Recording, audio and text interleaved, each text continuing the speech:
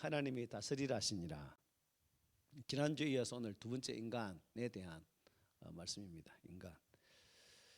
오늘 본문 27절에 이렇게 말씀하죠.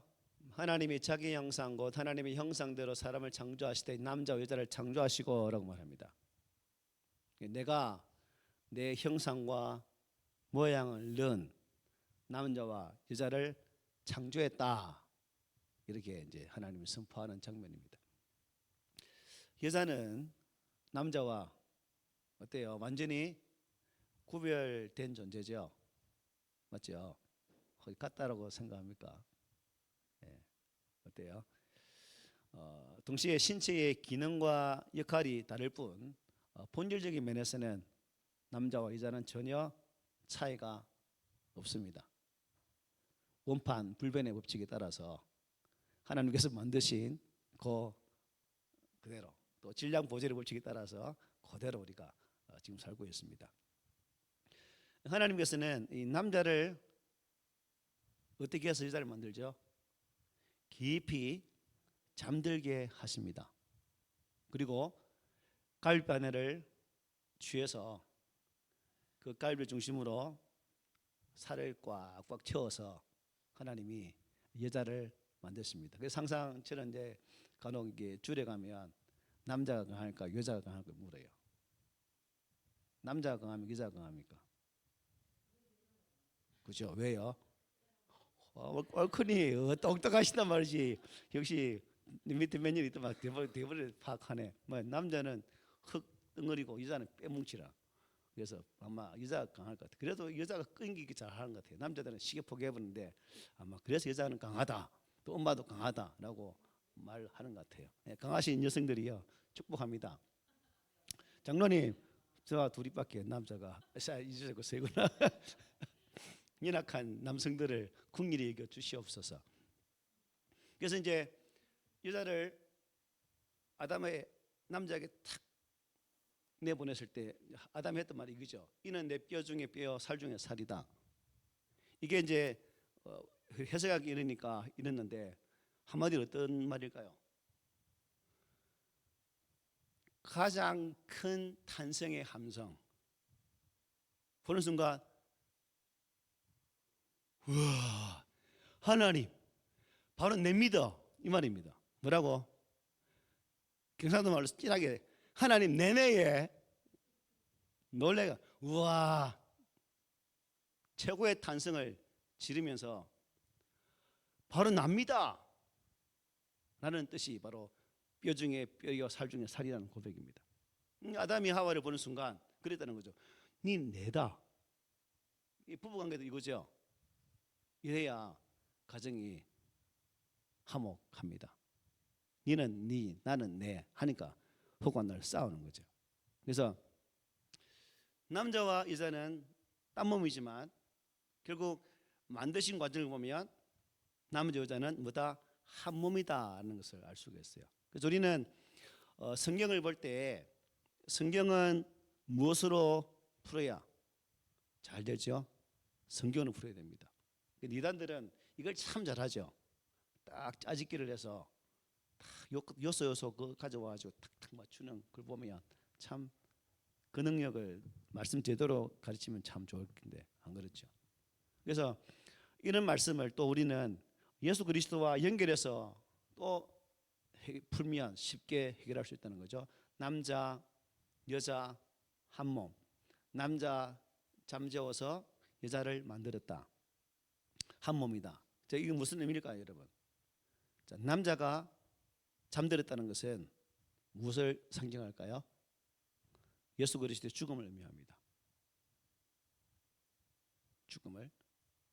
그 다음에 가위배를 취해서 뭘 만듭니까? 여자를 만들죠. 여자는 주님의 몸된 교회를 상징해요. 교회. 그래서 자신의 몸인 여자를 본 순간 남자가 감탄사를 연발하며 구함치는 것처럼 우리 주님이 당신의 몸된 교회를 바라보시고 탄성을 지르셨다는 거예요. 우와 내 교회네 라고. 그래서 그 교회가 바로 저와 여러분들입니다. 그리고 우리는 몸이신 교회의 지체 되어진 존재입니다.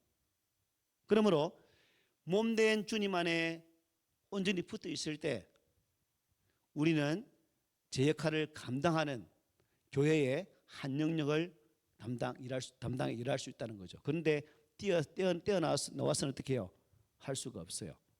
그래서 예수님께서 당신이 만든 교회를 바라보시고 탄성을 지르신 장면과 이 뼈는 내 뼈 중에 뼈요 살 중에 살이로다 라고 고백했던 남자의 고백은 어떻게 보면 같다라고 볼 수 있어요. 하나님께서 우리 사람을 지으시고 또 그 지으신 사람을 보았던 남자가 여자를 보고 탄성을 지르는 그 장면들. 그래서 전에 결혼 예식을 하면서 주를 보면서 신랑한테 한번 해보라 했어요. 옆에 와이프 될 사람이 어떻게 마음에 들면 감탄을 한번 질러봐라고. 그런데 목소리는 적더만 하긴 하더라고, 시킨 게 하더라고요. 안 하면 큰일 나니까. 지금 잘 살고 있는지는 모르겠지만 어쨌든 그렇게 결혼식을 한번 했던 기억이 납니다.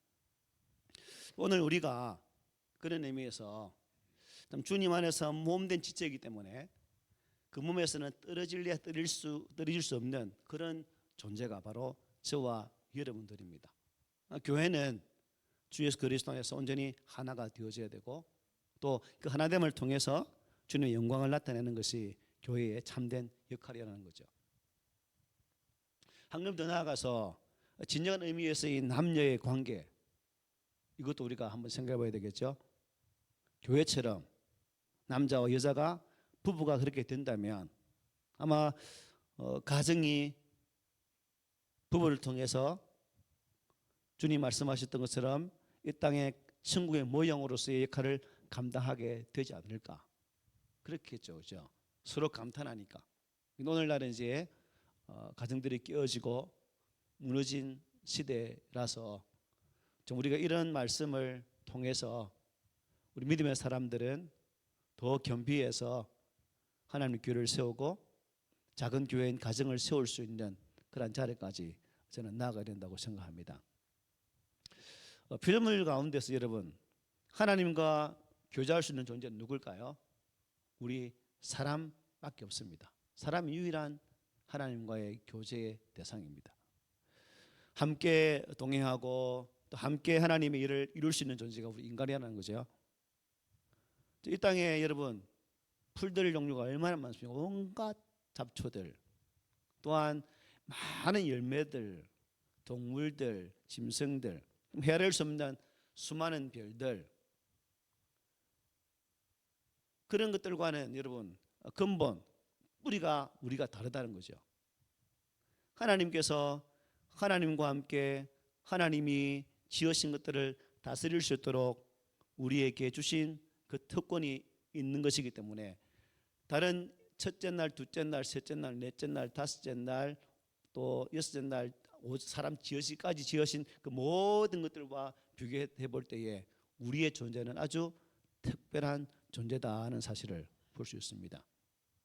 하나님의 특별한 위임을 받은 자, 하나님의 절대 주권과 탁월하신 섭리를 통해서 지음바 되어진 우리 인간에게 주어진 하나님의 특권, 이것은 인간이 가진 최고의 복익 중에도 한 가지라고 생각하면 되겠죠. 그러므로 여러분 우리가 살아가는 이 세상 속에서 참 서럽고 힘들고 고통스러운 삶의 연속이 있다 할지라도 밤잠 설치는 힘겨운 싸움의 현장이 있다 할지라도 또 어려운 힘든 환경 속에 우리가 내던져진다 할지라도 우리 믿음의 사람은 두려워하거나 결코 놀라워해서는 안 된다는 사실을 이러한 말씀을 통해서 보게 되죠. 하나님께서 왜요? 바로 그 현장에 그 어려움을 당하는 그와 함께 하시기 때문입니다. 그 고통의 자리에 나와 함께 하시기 때문에 우리는 그러한 환경 속에서도 결코 실망할 이유, 좌절할 이유가 없다는 사실을 이 함께라는 하나라는 한 몸이라는 단어를 통해서 우리가 깨닫게 되죠. 참 하나님께서 우리 안에 가장 귀한 은혜를 주시는 그러한 분임을 우리가 바라보고 이런 모든 것들이 이미 언제요? 창세 전부터 작정하신 계획에 따라 실행되었다는 겁니다. 지난주에 항상 창세기 하면서 계속 말씀드리잖아요. 내가 이토록 귀하고 귀한 존재구나 라는 사실을 창세기 1장을 통해서 더 특별히 깨닫게 되죠. 하나님의 모든 창조의 섭리하심의 일들이 그 계획의 진행됨들이 오로지 나를 위한 계획이었구나. 나를 사랑하시는 그 사랑의 계획 속에 실행되어진 그러한 결과구나라는 사실을 깨닫게 되면 우리는 감사할 수밖에 없다는 사실입니다.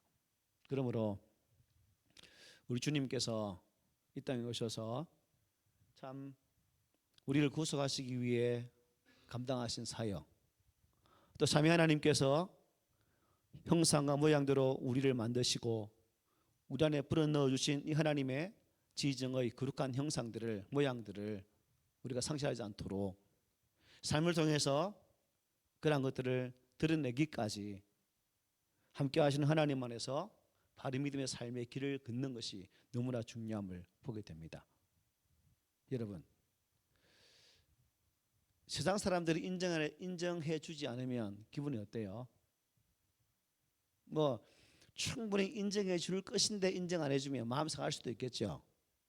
그러나 우리 믿음의 사람은 그럴지라도 비친에 처할지라도 사람들의 인정함이 없다 할지라도 뭐예요? 주님 안에서의 삶을 사는 것이 더 중요하다는 겁니다. 요즘 특별히 참 마음이 무거워지는 게 뭐냐면 우리의 삶의 우선순위들이 계속해서 주님 쪽이 아닌 제가 생각하는 그렇습니다. 여러분은 모르겠지. 여러분은 나름대로 최상의 모습으로 주님 앞에 집중해서 산다고 생각할지 모르겠지만 제가 느낄 때는 그렇다는 거죠. 제가 틀릴 수도 있다는 말입니다. 이 말은 틀릴 수도 있단 말입니다. 그래서 우리가 보다 더 참 순종의 모습으로 언제나 주님께서 기뻐하시는 자리로 서가는 것이 우리가 지금도 여기 존재하고 호흡하며 살아가는 이유가 아닐까요? 저는 그렇게 생각합니다. 앞서 보았던 26절을 보면 이렇게 말씀했죠. 우리의 형상을 따라 우리의 모양대로 우리가 사람을 만들고 그들로 바다의 물고기와 하늘의 새와 가축과 온 땅과 땅에 기는 모든 것을 다스리게 하자라고 주님께서 말씀하셨어요. 여기 보면 우리 하나님을 뭐로 복수를 사용하고 있죠, 그죠? 그리고 만들다는 말도 복수입니다. 오늘 본문에 있는 이 창조하다는 단어는 단수로 또 쓰이고 있거든요. 만들 때는 복수인데 창조는 단수로 사용하고 있어요. 성경이 하나님을 복수로 소개할 때는 반드시 그 속에는 무엇이 있다는 것일까요? 그만한 이유가 있다는 것입니다. 하나님의 형상과 모양으로 지음받은 인간이 함께 삼위 하나님께서 거룩한 자국으로 감당하신 그 은혜가 결국 우리를 통해서도 나타나기를 원한다는 거예요. 즉 삼위 하나님이 우리에게 형상과 모양을 대로 지으신 것은 이 땅에서 각자가 주어진 그 소명 사명들을 이루기를 원하는 그 뜻도 가미되어 있다는 겁니다. 삼위 하나님께서 원하시는 바 그 뜻을 이루기까지 우리는 영적 수고로움들을 감당하는 차례까지 나가야 됩니다. 하나님 형상과 모양은 여러분 인간이 우리 자신에게 주어진 사명을 가장 충성스럽게 감당할 수 있을 때 비로소 드러나게 되었습니다. 즉 하나님의 영광이 나타난다는 거죠. 우리가 게으름과 나태함으로 산다면 결단코 하나님의 형상 모양은 드러날 수가 있다 없다 없는 거죠. 그러므로 바울이 고백했죠. 사나 죽으나 나는 주의 것입니다라고 고백했습니다. 결국 그의 삶의 모든 모토는 하나님의 영광이었다는 거죠. 이것이 곧 사도 바울의 삶을 통해서 하나님의 형상과 모양을 드러내는 거룩한 삶이었다는 것입니다. 우리도 그런 힘들지만 그런 삶을 살아갈 수 있도록 애써야 되겠지요. 예, 부담 주셔서 죄송합니다. 예, 거룩한 부담은 다 지어야 됩니다. 목사가 성도에게 거룩한 부담감 안 주고 여러분 편하게 생각하세요. 이렇게 편하게 이러면 그 목사 아니거든요. 그냥 먹사지. 목사가 뭔가 압니까? 먹는 일만 하는 사람, 먹사. 예, 먹사로 살아서 안 되거든. 그래서 여러분들에게 거룩한 부담감 안겨주는 고백자가 돼야 되겠죠. 우리 28절 한번 읽어볼게요. 시작.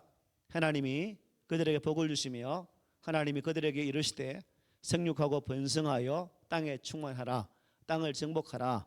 바다의 물고기와 하늘의 새와 땅에 움직이는 모든 생물을 다스리라 하시니라. 여기 보니까 세 가지 명령이 있죠. 우리 잘 알잖아요. 첫째 뭐예요? 먼저 뭐하라? 생육하고 번성하여 땅에 충만하라 라고 먼저 말합니다. 자, 여기서 이제 단순히 많은 자식을 두라는 의미라기보다는 뭘까요? 하나님의 형상과 모양을 회복한 자녀들을 꾸준하게 낳으라는 의미가 담겨 있습니다. 무조건 숭숭 순풍순풍 낳는 그런 숫자가 아니라 여기서 말하는 의미는, 정복의 의미는, 다스리는 의미는 하나님의 형상과 모양을 회복한 그러한 자녀들. 이 자녀들을 우리가 말씀 안에서 교육해야 될 이유가 또 여기 있어요. 세상의 방법과 세상의 방향으로만 그들을 키운다면 이 말씀에 순종하지 못하는 거죠. 그러나 그들이 힘들지라도 어려워할지라도 참 너무 한다 할지라도 힘들할지라도 이 말씀처럼 하나님의 형상을 하나님의 모양을 회복하기까지 그들을 말씀으로 세워가야 할 책무가 우리 어른들에게 부모들에게 있는 것입니다. 원색적인 복음, 그야말로 새빨간 복음, 있는 색깔 그대로의 복음, 그런 거죠. 자, 예수님께서 가지고 계셨던 그 새빨간 십자가 사랑의 복음이 뭘까요? 사랑이라고 볼 수 있겠죠. 또 용서라고도 볼 수 있겠죠. 그리고 끝까지 참으시는 인내라고도 볼 수 있습니다. 한없이 베푸시는 자비라는 것도 볼 수 있죠. 그래서 이러한 참 액면 그대로의 복음을, 예수께서 보여주신 그 복음을 우리의 삶을 통해서 나타내게 되어지는 그 모습, 어떠한 것도 전혀 가미되지 않는, 오전에 설교 드리는 것처럼 말씀했던 것처럼 오직 복음만 복음으로 만들 수 있는 그러한 신앙, 그것을 가지고 있을 때 우리의 영혼들이 진정한 회복의 은혜를 누리게 되는 것이고 하나님 형상과 모양을 나타낼 수 있게 된다는 사실입니다. 결국 이것은 육체적인 그러한 조건에서 말씀하시는 게 아닌 걸 알 수 있죠. 영적인 부분입니다. 그래서 영이 살을 때 우리의 무너진 것들이 회복될 수 있는 것이고, 영이 온전히 회복되어질 때에 하나님의 깨진 관계도 온전히 회복된다는 사실을 이러한 것을 통해서 우리가 보게 됩니다. 그리고 뭘 하라 되어 있어요? 땅을 뭐하라? 정복하라. 땅을 정복하라. 정복하다 원뜻을 보니까 발로 밟는다, 복종케 한다, 침략하다 라는 뜻을 가지고 있습니다. 그러니까 여기서 땅을 정복하라는 땅의 정복의 대상이 뭐예요? 땅이죠. 땅. 그죠? 땅. 정복의 땅입니다. 그리고 문자 그대로 의미상을 해석하면 이렇습니다. 땅 또는 땅에 속한 모든 것을 짓밟는다, 복종시킨다, 침략한다는 이렇게 해석할 수 있겠죠. 그런데 여러분, 하지만 여러분, 이 땅과 땅에 속한 피조물들은 우리 인간을 대적했나요? 안 했나요? 안 했죠. 그죠? 처음부터 전혀 우리 인간을 대적하지 않았습니다. 오히려 인간이 하나님을 대적했고 하나님을 탄식하게 하셨습니다. 지금도 마찬가지죠. 이 땅을 파괴하고 허무는 존재는 자연이 아니라 우리 사람입니다. 자연은 아마 하나님 안에서 온전히 회복되는 것을 간절하게 원할 수도 있겠죠. 결국 땅을 정복하라 이 말은 이 땅에 있는 것들을 정복하라는 의미로 해석해서는 안 된다는 것을 알게 되죠. 그러면 여러분, 이 땅에서 우리 믿는 사람들이 정복해야 될 대상이 땅이 아니면 뭘까요?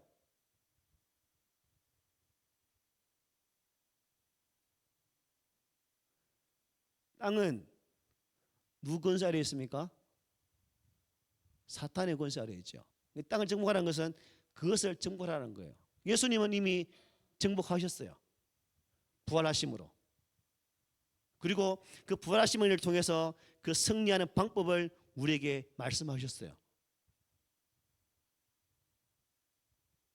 어떻습니까? 우리의 삶의 자리에서 이 땅을 다스리고 있는 사탄의 권세 앞에서 그것을 정복하기 위해서 여러분은 어떤 수고를 감당하고 있습니까? 사탄의 권세는 이 땅의 문화를 심각하게 병들게 하고 있습니다. 사람의 생각도 사상도 살아가는 방향도 모습도 완전히 다 지금 깨뜨리고 있는 그런 상황입니다. 하나님은 이것을 보고 우리에게 정복하라는 거예요. 그래서 우리는 이 명령을 보통 무슨 명령이라고 말하죠? 문화명령이라고 말하죠. 문화명령 들어보셨죠? 이 땅에 사탄이 잡고 있는 그 문화의 모든 권세들을 정복하고 다시금 예수 그리스도의 것으로 변화시키는 작업들을 감당해라는 거죠. 엄청나게 숙제가 크다, 그죠? 이 엄청난 숙제를 어찌하죠? 요즘은 이제 조그만 애 때부터 뭘 가지고 놉니까? 몸은 못 가느라도 스마트폰을 갖고 놀더라고요. 그 어른들은 아침 눈 뜨면 뭘부터 켭니까? 테레비, 그죠? 뭐 좋은 것을 보는 분도 계시고 또 뭐 의미 없어서 그냥 하루 종일 쭉 켜놓는 분도 계시고 그럴 겁니다. 그래서 테레비는 여러분 집에 어디에 있어요? 가장 좋은데 정중앙에 탁 자리 잡고 있습니다. 중앙을 차지하고 있는 것이 뭐예요? TV입니다. 그래서 테드 터너는 이렇게 말했어요. 잘 보십시오. 5아이의 부모로서 오늘날 텔레비전에 등장하는 폭력의 양이 아이들을 손상할 수 있음을 전문가가 나에게 말해주지 않아도 된다. 텔레비전 폭력은 폭력 사건의 가장 큰 기여 요인이다라고 했어요. 텔레비전을 보면 그것을 통해 유사 범죄들이 청년 사이에 얼마나 많습니까? 안 배워서 텔레비 보고 따라 배워요. 그리고 사탄교회 한번 여러분 검색해 보십시오. 치면 나옵니다. 사탄교회, 미국의 사탄교회인데 창시자 안톤 라빈은 이렇게 말합니다. TV가 새로운 신이라고 지목한 나의 글들을 이미 많은 사람들이 읽었다. 지금까지 내가 밝히지 않은 작은 비밀이 하나 있다. 텔레비전은 사탄교 신앙이 대중에게 새롭게 침투해 들어가는 주된 통로이다 라고 말하면서 계속 말합니다. 텔레비전이 기독교보다 실질적으로 새로운 전 세계적 종교에 더욱 가깝다. 텔레비전의 신들과 여신들이 제 역할을 할 수만 있다면 하룻밤 사이에 우리가 알고 있는 기독교를 완전히 제거할 수 있다. 텔레비전의 영향력은 전통적 기독교의 영향력보다 훨씬 크다라고 사탄교회를 만든 창시자 안톤 라비가 TV 문화에 대해서 이렇게 말을 했습니다. 그리고 스티븐 엘렌이 이렇게 말합니다. TV는 어린아이들을 도덕적 시궁창으로 인도하고 있다. 저기는 이제 TV 안에는 무엇을 가미할 수 있겠어요? 스마트폰도 포함될 수 있겠죠.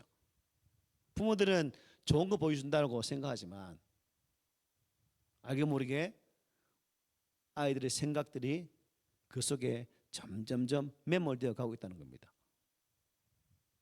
그리고 영화 좀 무서운 영화를 많이 만든 웨스 크레이븐은 이렇게 말합니다. 광고들과 TV는 위험하다. 시트콤의 세계도 위험하다. 그러나 누구도 그것들에 대해서 아무 말도 하지 않는다. 왜냐하면 그것들이 엄청난 수익을 양산하기 때문이다.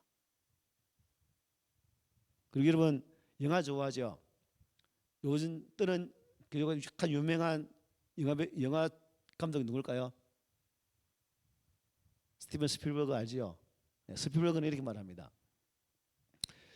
영화의 모든 면은 교묘하고도 부정직하게 사람들을 조종한다. 영화 안에 들어가는 것은 조종을 당하기 위해 티켓을 사는 것 같다. 저는 영화가 가는데 티켓 조종 당하고 있다는 거죠.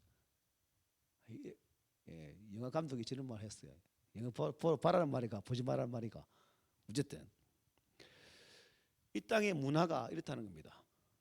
문화가 근전하고 선한 방향으로 가는 것이 아니라 계속적으로 하나님과 반대되는 방향으로 나가기 때문에 땅을 정복하라는 이 말 속에는 결국 이 땅의 권세를 가진 그 사탄을 정복하라는 말로 우리가 풀어서 볼 수가 있습니다.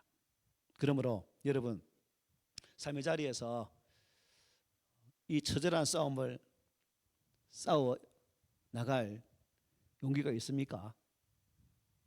저 여러분은 십자가의 군사들입니다. 십자가의 군사는 말씀을 무장하고 잘 서 있어야 사탄과 싸워 이길 수가 있습니다. 이번 한 주간도 싸울 준비되어 있나요? 나가는 순간 싸워야 돼요. 코피 터지고 맞박 터지고 싸워야 됩니다. 그래서 다음 주일날 여러분 맞박 터진 이야기, 코피 터진 이야기 한번 여러분의 교제 시간 한번 나눠 보십시오. 아마 의미 있는 시간이 될 것으로 생각됩니다. 그 다음에 뭘 다스려야겠죠? 바다의 물고기와 하늘의 새와 땅에 움직이는 모든 생물을 어떻게 다스리라 말씀하셨어요. 자, 지난 시간에 잠시 말씀드렸는데 하나님과 우리 피조물인 우리 인간이 참 결정적으로 닮은 점이 뭘까요? 가장 유사한 게 뭘까요? 다스리는 거죠. 비록 하나님의 다스림의 권세가 우리 인간에게 부여되는 것이지만 다스린다는 입장에서는 하나님과 거의 비슷하다는 거죠. 그래서 하나님께서 우리에게 바로 그러한 능력을 주셨다는 겁니다. 권한. 그리고 땅을 지배하고 있는 사탄까지도 하나님 그래서 다스리라고 우리에게 말씀을 하는 거예요. 다스리는 방법은 뭘까요, 여러분? 어떻게 다스릴까요? 허물과 죄로 죽은 인류 구원을 위해 당신 자신을 십자가 위에서 제물로 올려놓으신 예수님을 통해서 그것을 배울 수 있죠. 뭘까요? 첫째, 여러분이 예수님의 죽음을 통해서 뭘 배워요? 여러분들은 자기 부인, 철저하게 자신이 없죠, 그죠? 자기 부인. 또 뭐가 있을까요? 자신의 죽음. 나는 죽었다. 나는 죽는다. 그리고 제물된 삶입니다. 그리고 당신의 죽음을 통해서 하나님의 거룩한 형상을 드러내는 것. 이게 우리 예수님의 십자가상의 죽음을 통해서 우리가 볼 수 있는 장면들입니다. 그래서 예수님께서는 그 거룩한 죽음을 통해서 사탄이 가지고 있었던 무슨 권세요? 죽음의 권세를 밟고 이기게 되는 거죠. 그리고 승리하셨습니다. 그리고 그 승리를 누구에게 주셨어요? 예수 그리스도를 믿는 자들에게 이 승리를 주셨어요. 그러므로 이미 주어진 거예요. 주어지는 것이 아니에요. 이미 주어진 거예요. 결국 이 승리는 뭐 하면 되는 거예요? 누리면 되는 거죠. 그래서 싸우기 위해 처절하게 싸우는 것도 중요하겠지만 누리면서 싸워 보십시오. 그러면 싸움도 훨씬 쉬워질 것입니다. 그리고 끝으로 뭐라고 말씀하고 있죠? 다스리라 하시니라 라고 말씀하고 있어요. 하시니라. 그래서 이 하시니라를 의역을 해보니 이렇습니다. 내가 하겠다. 내가 하겠다.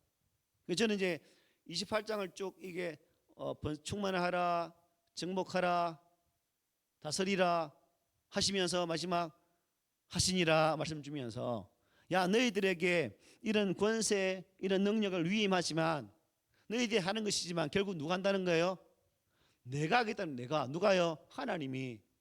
그러면 여러분, 이러한 하나님 주신 이 명령들을 우리가 삶의 자리에서 이루어 나가기 위해서 열심히 살다 보면 그 일을 내가 하는 거예요? 누가 하는 거예요? 하나님이 하게 하시는 거죠. 그 다스리는 일들을. 우리는 내가 하니까 힘든 거죠. 그러나 하나님이 나를 통해서 이 일을 하시고 있다는 사실을 믿기만 한다면 그 하는 일들이 고통이 아니라 뭐가 될 수 있다는 거예요?